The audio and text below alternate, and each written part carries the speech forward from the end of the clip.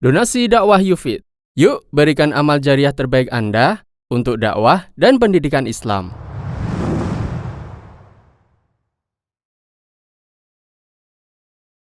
Meninggalkan maksiat, apakah berpahala?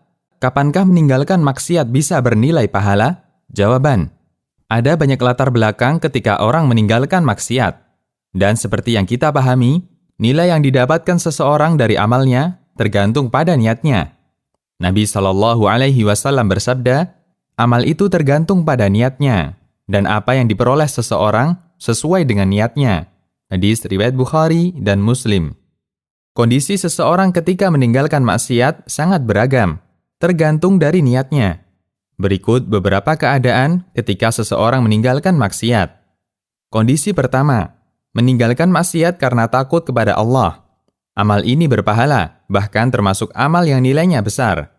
Dalam hadis dari Abu Hurairah radhiyallahu anhu, Nabi SAW bersabda, Allah berfirman kepada malaikat, apabila hambaku ingin berbuat dosa, jangan kalian mencatatnya sampai dia mengerjakannya.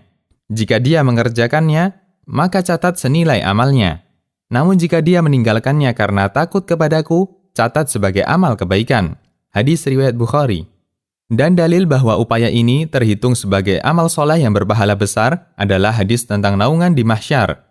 Nabi SAW menyebutkan, ada 7 golongan yang akan dinaungi Allah di padang mahsyar. Salah satunya, lelaki yang diajak berzina wanita cantik lagi punya kedudukan, namun dia menolak dan mengatakan, saya takut kepada Allah.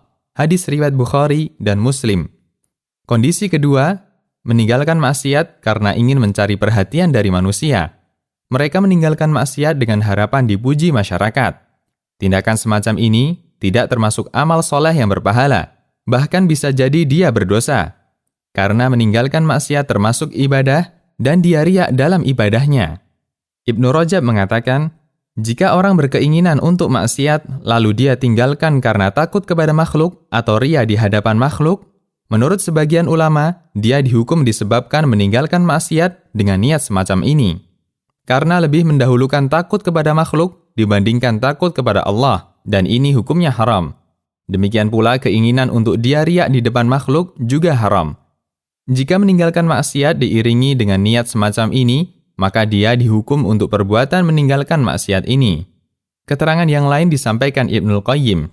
Contoh yang kedua, seperti orang yang meninggalkan maksiat karena selain Allah, bukan karena Allah. Maka orang ini dihukum karena meninggalkan maksiat untuk selain Allah, sebagaimana manusia dihukum karena melakukan ketaatan untuk selain Allah. Karena meninggalkan maksiat termasuk amal hati, dan orang yang beribadah karena motivasi selain Allah, maka dia berhak mendapat hukuman.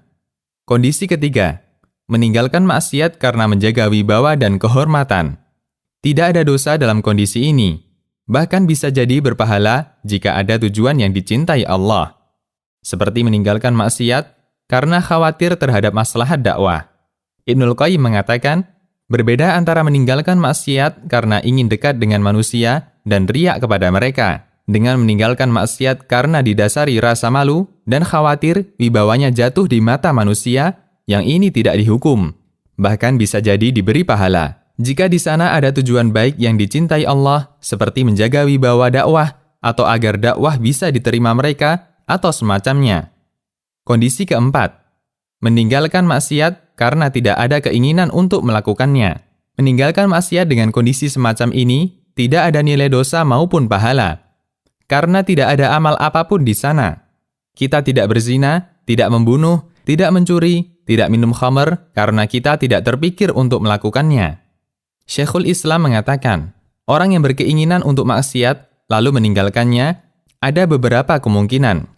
Bisa jadi dia meninggalkannya karena takut kepada Allah atau karena sebab yang lainnya. Jika dia meninggalkannya karena takut kepada Allah, maka Allah akan mencatatnya sebagai satu amal yang sempurna.